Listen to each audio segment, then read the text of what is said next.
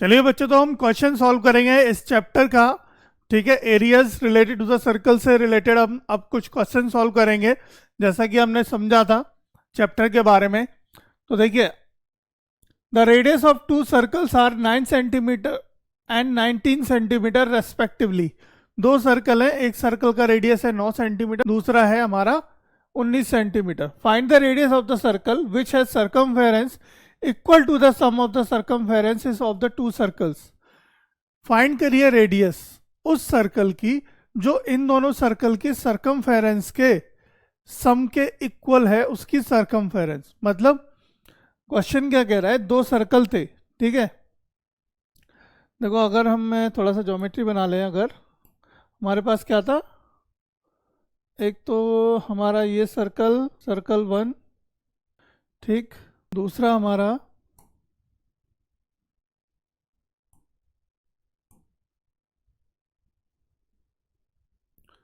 एक सर्कल मेरे पास ये,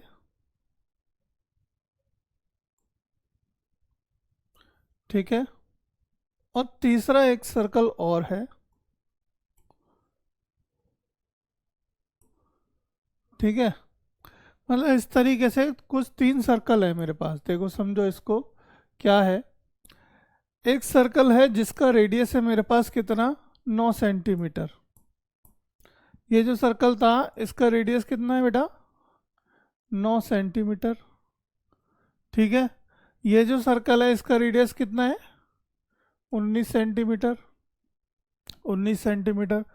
अब वो क्वेश्चन हमसे कह रहा है कि इस सर्कल की रेडियस बतानी है मुझे, जो तीसरा सर्कल है इसकी रेडियस क्या होगी, ठीक है। अब दिया क्या क्वेश्चन है, उसने दिया है कि इसकी जो सरकमफेरेंस है वो इन दोनों सर्कल के सरकमफेरेंस के सम के इक्वल है। यानी इसकी जो आउटर बाउंड्री होगी वो इन दोनों सर्कल के आउटर बाउंड्री के सम के बराबर है, ये क्वेश्चन कह रहा है, ठीक है। अब हम यहाँ पे कंसीडर कर लेते हैं, रेडियस कंसीडर कर रहे हैं R1 R2 और ये हम कंसीडर करते हैं R3। तो बेसिकली मुझे क्या चाहिए, R3 चाहिए, है ना। यहाँ पे क्या चाहिए बेटा, R3 चाहिए। तो देखो कैसे करेंगे इस क्वेश्चन को। अकॉर्डिंग टू द क्वेश्चन, अगर हम बात करें according to the question,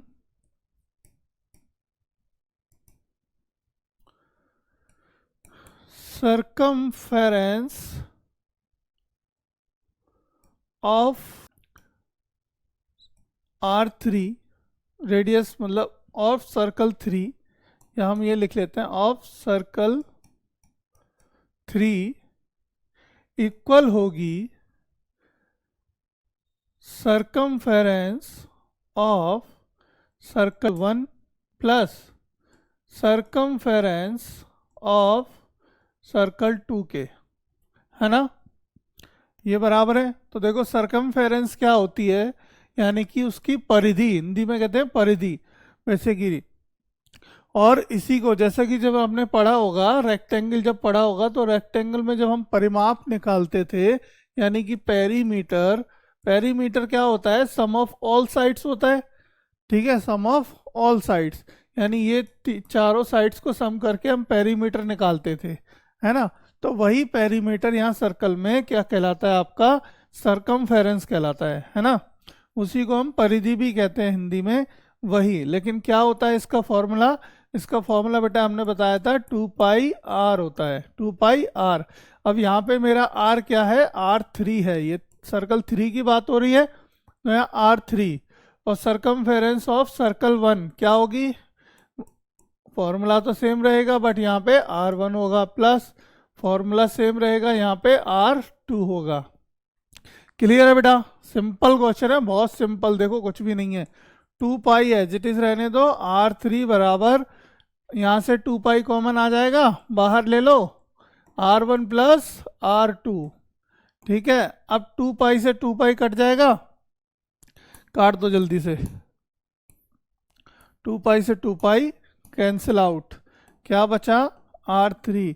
R1 कितना है बेटा, 9, प्लस R2 कितना है, 19, यही है ना। 9 और 19, तो R3 कितना आ गया? 28 आ गया। क्या आ गया? 28। यानी कि आपका आंसर कितना आ गया बेटा? R3 रेडियस आ गई कितनी? 28। Option number 1। कौन सा? Option first answer. ठीक है बेटा, यानी जो R3 की वैल्यू कितनी आ गई? R3 आ गया हमारा कितना? 28। क्लियर है?